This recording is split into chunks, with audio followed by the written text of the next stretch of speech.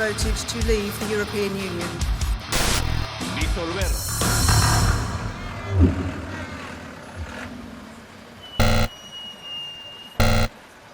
Hola, soy Pedro Salinas y este es otro episodio de Lo que no se habla. El portal difamatorio La Abeja me ha vuelto a atacar. ¡Qué novedad! Yo ya soy caserito en ese portal difamatorio. En esta oportunidad no es Luciano Reboredo el que me difama, porque claro, en estos momentos él está con algunas restricciones porque ha sido condenado en primera instancia por difamación porque yo lo he querellado, pidiendo una indemnización de un sol para que pruebe una sola de sus interminables patrañas y maledicencias calumniosas y estercoleras. Entonces le ha dado espacio a un señor Juan Luis Vázquez, que se autodefine como marino orgulloso de su institución. A ver, ¿cuál es el contexto? La vez pasada entrevisté a la congresista Susel Paredes y ella comenzó eh, introduciendo el tema de las Fuerzas Armadas, que el ejército no quería cuidar las fronteras o algo así.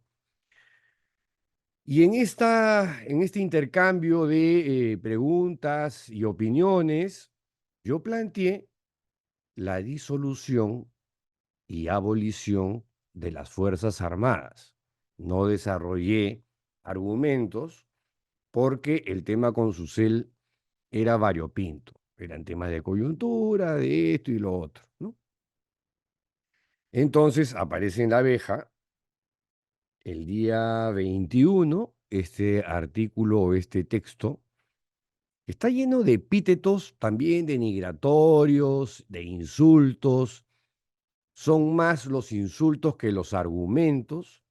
Y en cada párrafo hay por lo menos uno o más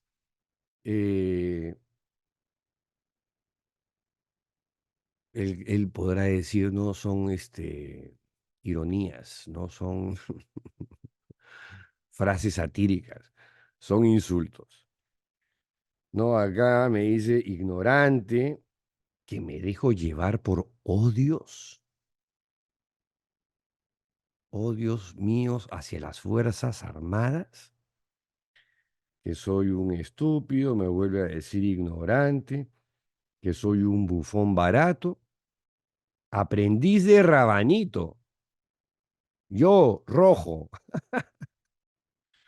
que me hago el cojudo para poder insultar a las Fuerzas Armadas, pequeño hombre, pequeño ser, débil mental, cobarde rojo solapado, traumado por mi pleito con el sodalicio, atorrante sin personalidad y que sigo los lineamientos marxistas, por Dios.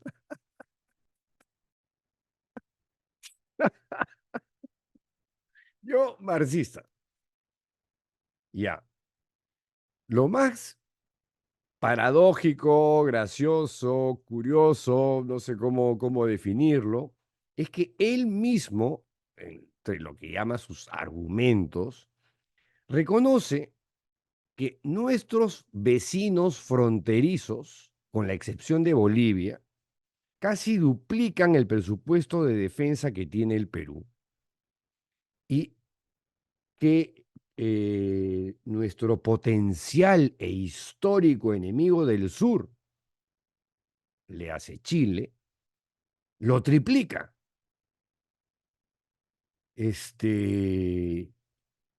¿Y qué les puedo decir? O sea, Chile será un país pequeño, pero en la región es una gran potencia y tiene presupuesto para gastar en fuerzas militares, equipamiento, tanques, aviones, qué sé yo, ¿no? Bueno, por ahí iba la cosa. Más insultos que argumentos. Y yo debo decir, dicho esto, ¿no? O sea, una glosa del señor Juan Luis Vázquez, marino a mucha honra o marino orgulloso de su institución. Tengo que decir que yo le tengo muchísimo respeto a las Fuerzas Armadas del Perú, porque en mi familia ha habido muchos militares y marinos. Para que tenga una idea, el señor Juan Luis Vázquez, ¿no? Que no me suena de nada, dicho sea de paso, pero que veo que es un digno columnista de ese portal denominado La Abeja, que dirige Luciano Rebore. Bueno, decía que no sé quién es este señor Juan Luis Vázquez, ni qué cargo ostenta en la Marina, pero quiero contarle de dónde vengo. Mi chosno, o sea, el padre de mi tatarabuelo, Anselmo Manuel de Salinas Varona y Céspedes, quien nació en 1760 en Espinosa de los Monteros, España, vino al Perú hacia fines del siglo XVIII con sus hermanos Vicente, Miguel y Domingo. Vinieron con dinero y le compraron la hacienda Andahuasi a los agustinos y luego fueron comprando todo el valle de Sayán. Y se asentaron a lo largo de todo el valle porque la familia fue creciendo y, digamos, cada quien tenía su fundo, su chacra, su pequeña hacienda, y todo era caña de azúcar. Bueno, Anselmo Manuel Michosno se casó en el Perú con María Ignacia de Castañeda y Oyor, hija del coronel Domingo de Castañeda, que residía en Cajamarca, de donde son los Castañeda, de donde provienen los Castañeda, bueno, de España primero, pero se asientan en Cajamarca. Michosno, Anselmo Manuel, de Salinas Varona, llegó al Perú, les decía, hacia fines del siglo XVIII, y ¿qué creen? Era militar, realista, pero era militar. Comenzó su carrera como capitán del regimiento de Cajatambo en 1804, luego le dieron el grado de teniente coronel en 1813 y en su hoja de servicios se le describe como una persona noble y perteneciente a las milicias de Huaura, el norte chico. Y fue comandante militar cuando ocurrió el arribo de Lord Cochrane o Cochrane en 1819. Militar. Mi chosno tuvo 8 hijos, uno de ellos mi tatarabuelo, todos nacidos en la hacienda Andahuasi. Son los primeros Salinas en nacer en el Perú en esa rama, ¿no? Y nacen en la hacienda Andahuasi, en Sayán, y de sus 8 hijos, 2 de ellos, Luis y Antonio, mi tatarabuelo, fueron como los más emprendedores en el valle. Y estos fueron los primeros Salinas criollos, vamos a llamarlos así, que a la hora de la inscripción le extirparon el apellido compuesto Varona y se quedaron como Salinas Castañeda. Antonio Salinas Castañeda, mi tatarabuelo, como su padre, fue coronel y primer jefe del 10º Cuerpo de la Guardia Nacional. O sea, también era militar. Y fue un patriota. Yo le tengo mucho cariño y admiración al perfil de mi tatarabuelo, porque, por ejemplo, cuando fue alcalde de Lima en 1866, y cuando era inminente el ataque de flotas españolas en el Callao, unos locos españoles que querían reconquistar el Perú en 1866, en el combate de 2 de mayo, del 2 de mayo, mi tatarabuelo, Antonio, alcalde en ese momento, fue quien organizó las primeras compañías de bomberos del Perú. Organizó algunos colectivos de extranjeros, italianos, franceses, y formó con ellos la bomba Roma número 1, la bomba France número 2 y la bomba municipal número 3. Estas compañías de bomberos que se crean bajo la gestión de mi tatarabuelo se convertirían en la primera línea de defensa y salvataje durante el combate de 2 de mayo de 1866. Ahí murió además el primer mártir de los bomberos, Antonio Alarco Espinosa, que por el apellido comprenderán, no era de la bomba Roma número 1 ni de la France número 2, era de la bomba municipal que había organizado mi propio tatarabuelo Antonio Salinas Castañeda. Bueno, y más, uno de los hermanos mayores de mi padre, Jorge Eduardo Salinas Escobar, quien llegó al rango de coronel, fue uno de los últimos soldados de salir de Leticia, que ahora es de Colombia. Y fue durante muchos años director del Colegio Leoncio Prado. A tío Cholo, como le decimos de cariño, se le quería mucho y se le respetaba mucho y se le admiraba mucho por ese amor patriótico por su país y porque peleó por él. Los hijos de tío Cholo, o sea, primos hermanos míos, bastante mayores que yo, voy a mencionar a 3 que ya fallecieron. Juan Luis Salinas Sedó fue un marino ejemplar.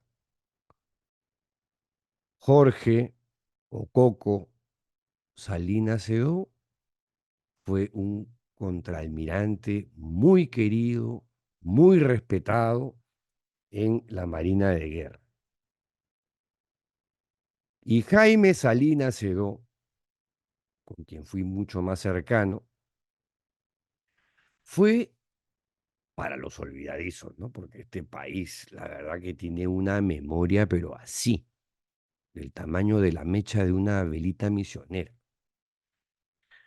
Jaime Salinas Sedó fue el general del ejército peruano que, luego del zarpazo contra la democracia por parte de Alberto Fujimori, organizó con un grupo de militares insurgentes y algunos políticos un contragolpe, la recuperación de la democracia peruana, antes de que se produzcan las elecciones del CCD o Congreso Constituyente Democrático. La intentona no funcionó, hubo un soplón y los arrestaron a todos en un taller en Surco.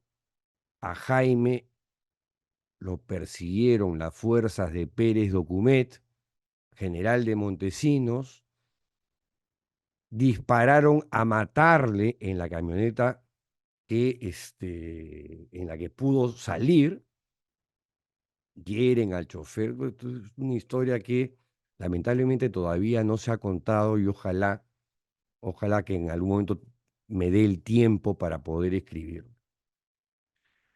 Porque él terminó preso político del régimen autocrático de Alberto Fujimori durante 3 años y medio, en el que estuvo preso con una dignidad que yo he visto pocas veces. Él es el que suscita esta famosa anécdota en la que Fujimori huye hacia la embajada del Japón en la parte trasera de un auto, cagado de miedo. Grande Jaime Salinas Cedó. Se le extraña mucho. Y yo me siento orgullosísimo de lo que intentó hacer, aunque sin fortuna, mi primo hermano, el general del ejército, Jaime Salinas Cedó. De él, dice Mario Vargas Llosa en El pez en el agua, de todas las reuniones que sostuvimos con miembros de las Fuerzas Armadas, la que me dejó un mejor recuerdo fue la conversación con el general Jaime Salinas Cedó. Culto, bien hablado, de maneras elegantes, me habló de la necesidad de erradicar de las Fuerzas Armadas la política y sancionar con severidad los casos de corrupción. O sea, despolitizar y meterle baigón a la corrupción dentro de las Fuerzas Armadas. Algo que es innegable. Algo que es innegable. Además de todo esto, tengo que añadir que tengo no pocos sobrinos coetáneos que han sido parte de la Marina, la mayoría ya no se encuentra ahí, pero que la Marina les dio una formación muy importante que les ha permitido ingresar a otros proyectos con mucho éxito. Es más, y ya para terminar, yo mismo cuando estaba en cuarto de media con otro sobrino coetáneo que tenía mi edad, Miklos Elek Galesi, de la misma rama de los Salinas. Su mamá era Olga Galesi Salinas, prima hermana también mía, mayor que yo. Cuando estábamos en cuarto de media queríamos entrar a la Marina, porque habíamos visto esta cosa, pues, de que en la familia habían muchos militares y marinos, ¿no? Y en ese momento nos atrajo como una posible vocación, que al final, digamos, no se concretó. Pero bueno, dicho todo esto, a lo que quiero ir es que vamos a desarrollar esta idea, ¿ya? Yo creo que de vez en cuando es importante, es hasta sano, aconsejable,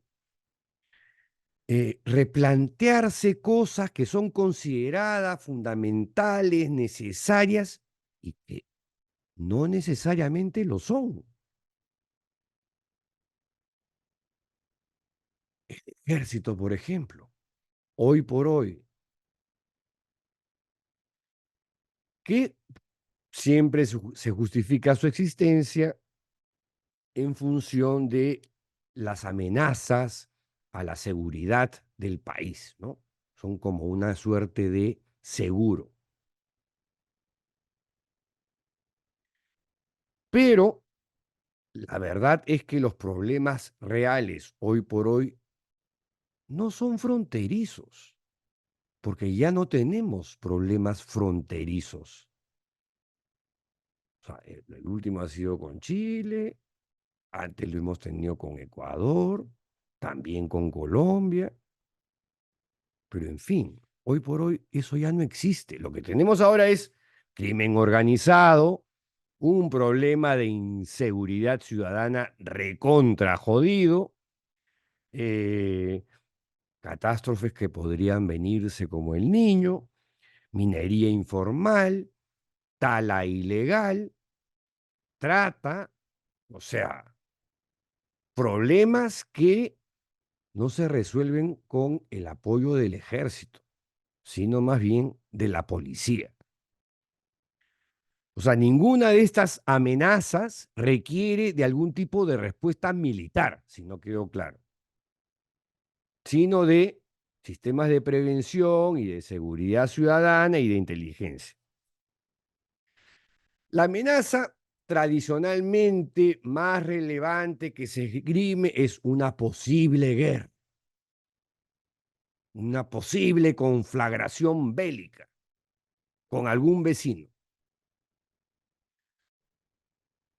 Pero, a pesar de que es una posibilidad que no se puede descartar, no se puede dejar de lado, siempre puede pasar algo, ¿no? Entra un presidente loquito, chauvinista, nacionalista, y quiere reconquistar Arica, no sé, o Leticia en Colombia, que no sé. Cosa que uno lo ve como algo pues muy remoto, ¿no? Muy remoto. La, la cosa es que en el marco actual, en el presente contexto vigente, lo que hay es un marco actual de convivencia, de desarrollo, de interdependencia económica, de comercio, antes que la probabilidad de un ataque militar. La probabilidad de un ataque militar hoy, en este segundo, la próxima semana, en 2 años, es inexistente. Inexistente. Es la verdad, es la realidad. Eh, pero claro, existe gente militarista, ¿no? Acérrima, que promueve la vigencia de un ejército además que ya los hemos visto, no cuentan con mucho presupuesto y como ha explicado el propio Marino, orgulloso de su institución, que es un ejército pobre, pues, pobrísimo, encima, a pesar del rehuevo de plata que se le mete todos los años en el presupuesto de defensa. Y se promueve, en consecuencia, el armamentismo, ¿no? Donde se dan los grandes escándalos de corrupción, particularmente en el ejército peruano. El militarismo genera además violencia, violencia contra los ciudadanos del propio país. Y lo hemos visto y lo hemos sufrido en carne propia no hace 10 años. Ahorita nomás empezando el gobierno de Dina Boluarte, hacia fines del 2022, iniciándose el 2023, donde han muerto 49 peruanos, asesinados por fuerzas de seguridad peruanas, a través del uso ilegítimo y desproporcionado de la fuerza. Entonces, cuando actúa el ejército para efectos de represión interna, es un desastre, porque lo que tuvimos fue una masacre que se mantiene impune. y terminamos teniendo peruanos que matan a otros peruanos, a coterráneos, a conciudadanos y a niños, a menores de edad, obedeciendo, ¿no? Sin dudas ni murmuraciones, sin cuestionamientos, la orden de un superior, que por las investigaciones periodísticas desplegadas por diferentes medios como Hildebrand en sus 13, IDL Reporteros, Ojo Público, La República, etcétera, etcétera, La Encerrona, entre otros medios,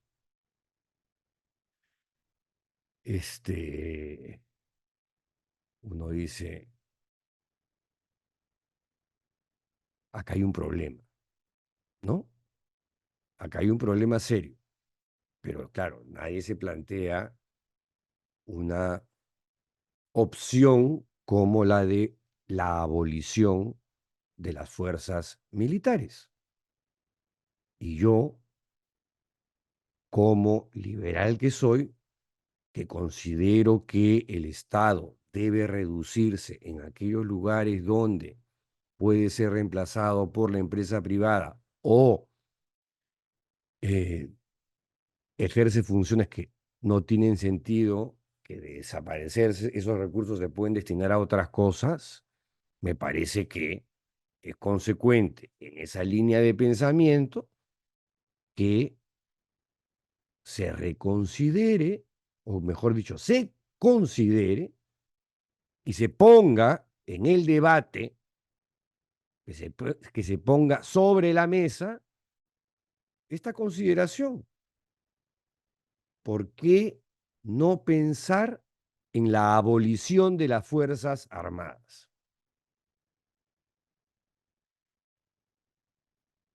Cuando un país siente, por ejemplo, la necesidad de armarse,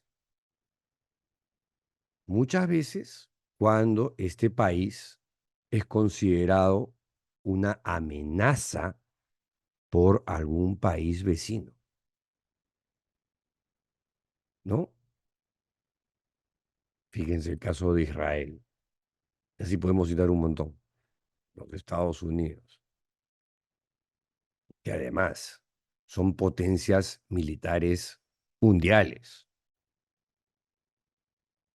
la mayoría con presencia en la OTAN, donde si comparamos esos equipamientos militares con los que tenemos nosotros, nuestras armas parecen de juguete, pues. En nuestro caso, en el caso peruano, que no somos Israel,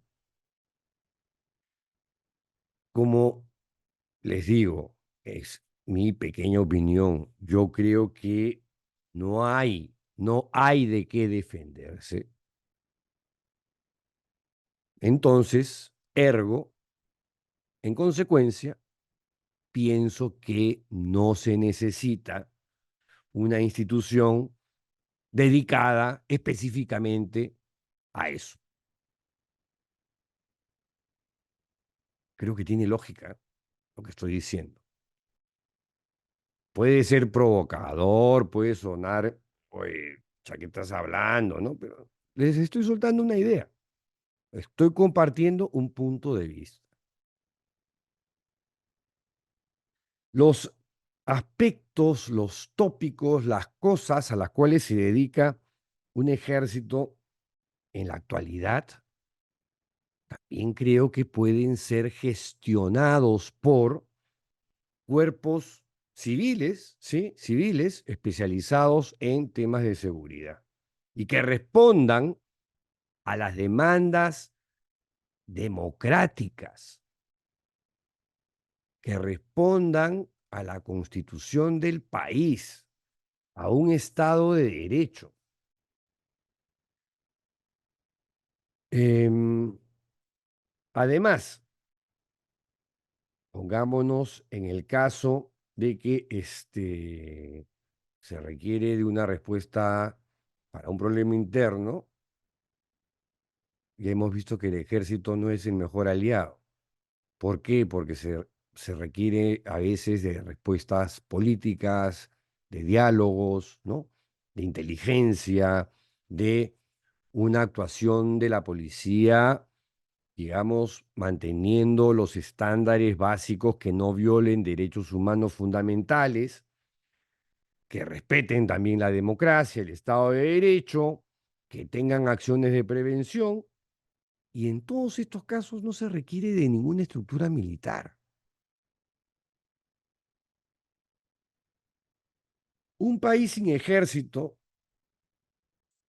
dijo alguien, podría liberar un elevado porcentaje de sus recursos y dedicarlos a prioridades más importantes. Eso es lo que yo pienso, por ejemplo, como liberal. Hay que reducir al Estado en aquellos aspectos en que lo que lo está haciendo mal o simplemente no lo hace. O está gastando un huevo de plata por las huevas que podrían utilizarse o reenfocarse o redireccionarse a otros ámbitos más importantes como la salud, la educación, la justicia, la infraestructura que tanto se necesita en este país. Además, el gasto militar, lo sabemos además, supone una ingente cantidad de recursos que se van siempre al sector defensa, que además hace compras de carácter secreto o reservado, donde no hay rendición de cuentas ni fiscalización. O sea, encima con esos recursos, insisto, reitero, serían suficientes para dedicarse a la prevención de conflictos, catástrofes, desastres naturales, y ya les digo, infraestructura. Alfredo Mendoza, un analista de la región, nicaragüense creo, en un texto que hace una reflexión sobre el papel que cumplen hoy por hoy las Fuerzas Armadas en América Latina, señala que existe un falso consenso en que el ejército cumple una función de seguridad y soberanía que justifica su existencia, ¿no? Para con el supuesto propósito u objetivo de preservar la soberanía territorial. Y él también considera que este asunto, el de la disolución o abolición o desmilitarización gradual y a profundidad en los cuerpos armados para la guerra, es conveniente para la democracia. La pregunta es, ¿puede un país sin ejército gozar de soberanía y seguridad y sobre todo de tranquilidad? Yo creo que sí. ¿Qué cosa nos dice que no?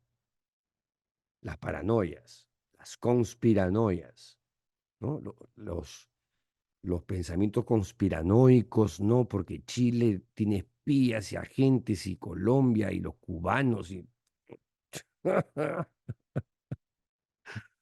Pura especulación, pura conjetura y nada, nada que justifique ingentes, multimillonarias cantidades de dinero para dedicarse a compra de armamentos donde sabemos que hay comisiones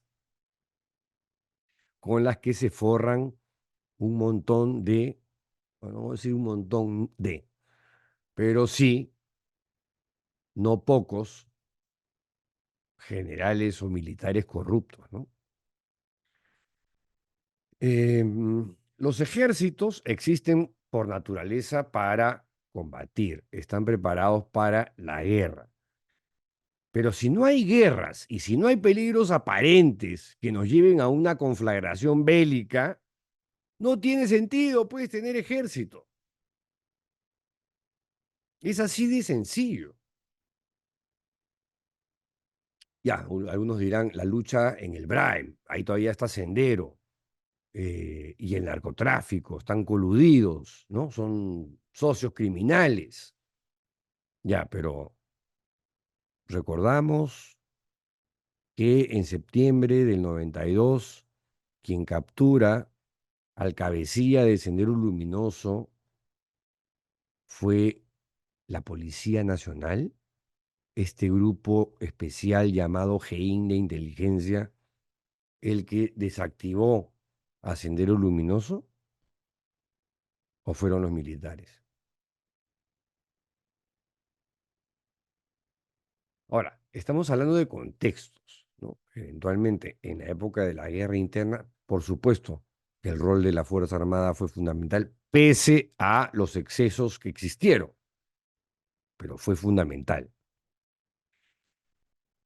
Y hay soldados mártires que murieron por las manos sanguinarias de Sendero Luminoso.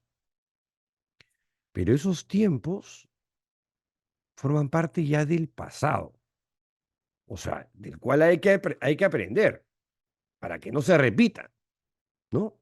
Y no hay que olvidar, como ha dicho la vicepresidenta del Tribunal Constitucional, pero hay que ver nuestro contexto actual para evaluar si vale la pena mantener un ejército que nos cuesta un reculo de plata. La lucha contra el narcotráfico, por lo demás, tampoco es una tarea del ejército, es tarea que le compete a la policía. Y los diferendos fronterizos en la historia reciente ya se han solucionado prácticamente en su totalidad y carecen de las dimensiones que les quieren dar algunos, ¿no? Nuestro enemigo del sur,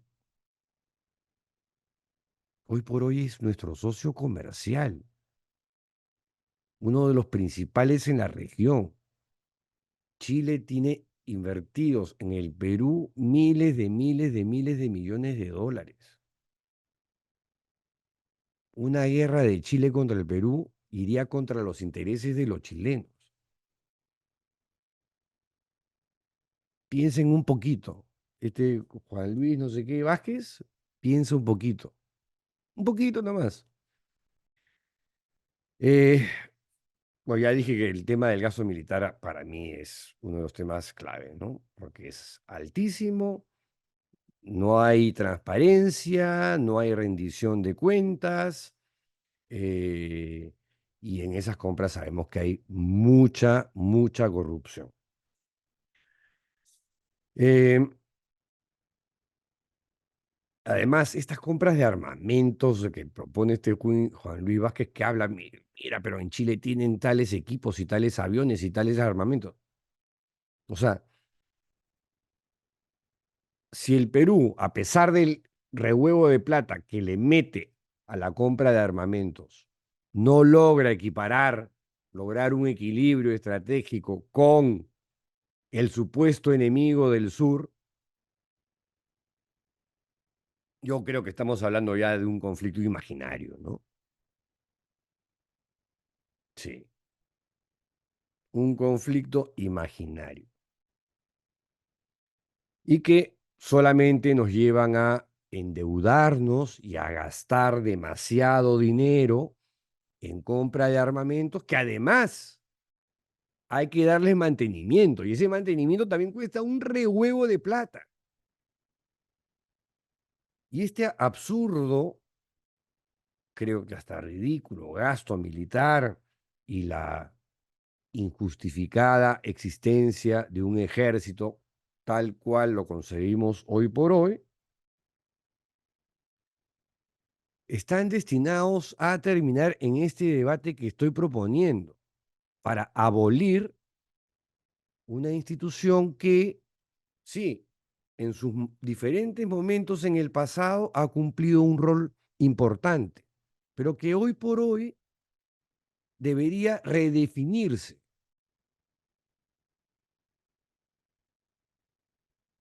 claro, algunos preguntarán, ¿y qué va a pasar con la soberanía nacional si nos quedamos sin ejército? ¿Quién va a proteger la frontera? Bueno, ya la vez pasada Susel Paredes decía que los militares no querían proteger las fronteras y que están mandando solamente policías. La pregunta que se hace este analista que les comentaba, Alfredo Mendoza, es, ¿perdieron soberanía, por ejemplo, Panamá o Costa Rica cuando abolieron o transformaron sus ejércitos en fuerzas de seguridad nacional? No, no pasó nada de eso. La soberanía, además, creo, desde un punto de vista liberal, se promueve a través de el libre mercado, de la competencia, de la interacción comercial con nuestros eh, vecinos fronterizos y de más allá, que con fusiles, tanques, helicópteros, aviones, qué sé yo. Y además, si no existiera, imagínense que toda esa ingente cantidad de recursos económicos se transfieren a otros ámbitos que sí requieren ser,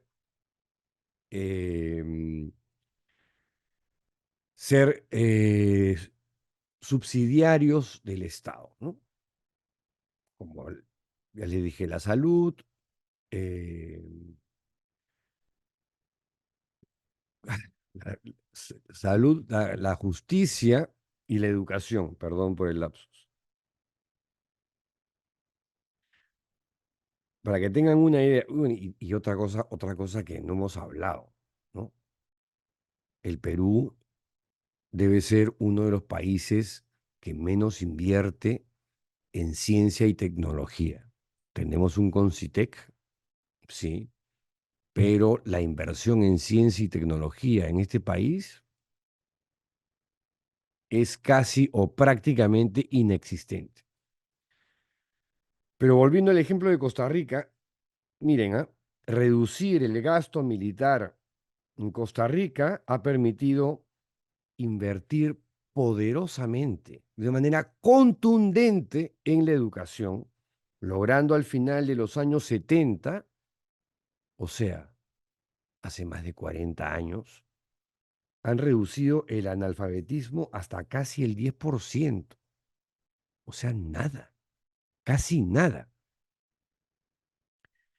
Ya para terminar, los abanderados de tener ejército justifican su existencia por potenciales problemas limítrofes, geopolíticos, históricos y amenazas de ese tipo.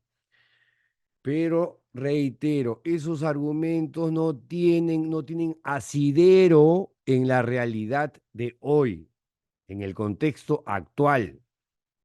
Son solamente especulaciones, son solamente conjeturas conspiranoicas, probabilidades, eventualidades, por si acaso. Es eso, por si acaso vamos a gastar miles de millones de dólares en armamento y en mantener un ejército que podría repotenciarse para que tenga otro tipo de funciones, con presupuesto más razonable, que no signifique endeudarse ni nada por el estilo. Pero el por si acaso hay una guerra, por si acaso hay algo con Chile, por si acaso volvemos a tener problemas con el Ecuador, ya no cabe, pues, ya no cabe ese por si acaso. Sin embargo, es verdad que la abolición del ejército es un tema que no se resuelve pues, a través de una videocolumna o un monólogo, ¿no? Es algo que debería plantearse en el Congreso de la República si tuviéramos un Congreso decente, no repleto de impresentables que manejan intereses eh, prebendistas y mercantilistas y corruptos en algunos casos. Porque la idea, claro, es entrar en un proceso de transformación hacia una fuerza de seguridad pública. Y como dice este analista nicaragüense, lo que se debería buscar es una fuerza complementaria a la fuerza policial, una fuerza enfocada en la seguridad rural y fronteriza. Esto implicaría la reducción de personal y armamento hasta tener un tamaño razonable en proporción al desarrollo económico. Una primera etapa, dice, podría incluir detener el reclutamiento de soldados, ¿no? Hasta aquí nomás. La garantía de un retiro decente y la posibilidad de una reconversión profesional. Los recursos para esto pueden salir del mismo presupuesto asignado anualmente, en este caso al sector defensa, complementando con la venta de instalaciones, lo cual me parece una idea macanuda, ¿no? Y vender el equipo militar y todo aquello que se llama industria militar.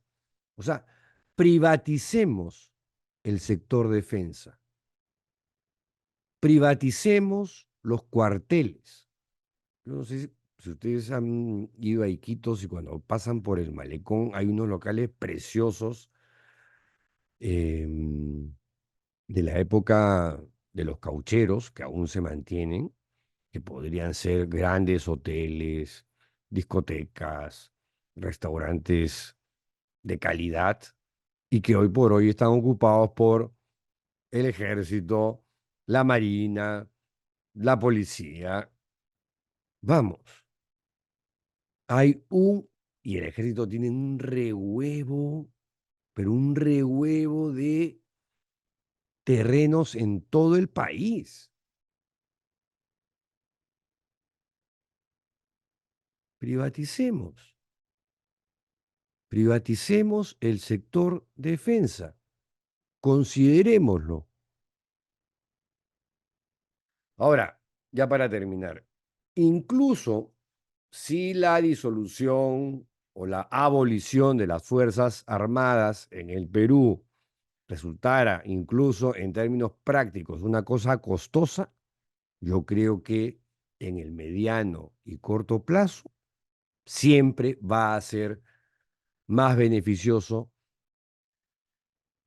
reducir, desmilitarizar, privatizar y achicar el tamaño de estas Fuerzas Armadas y transformarlas en algo que se complemente con las fuerzas policiales, que mantener las cosas como están, mantener el statu quo,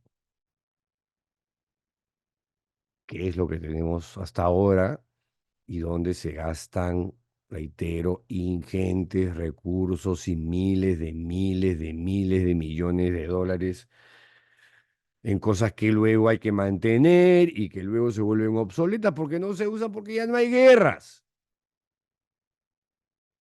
En fin, y esos recursos, vuelvo a ser iterativo, podrían disponerse para la salud, para la educación, para infraestructura. Infraestructura, algo que es fundamental para el Perú de hoy. Como habrán visto, no le he dedicado un solo insulto al señor Juan Luis Vargas, marino orgulloso de su institución. He tratado de dar argumentos, mientras que el señor solamente me dedica epítetos. No le he dicho débil mental, ignorante. Bueno, me puede equivocar de forma rotunda, ¿no? Claro que sí, por supuesto. pero yo no me siento infalible para nada. Pero, después de darle vueltas y vueltas a este asunto y de una óptica liberal como la mía, pienso que este tema es un tema bastante importante y que si tuviésemos una clase política decente, inteligente, preocupada por el bienestar del país, debería considerarlo en el debate nacional. Hasta la siguiente videocolumna. ¡Chao!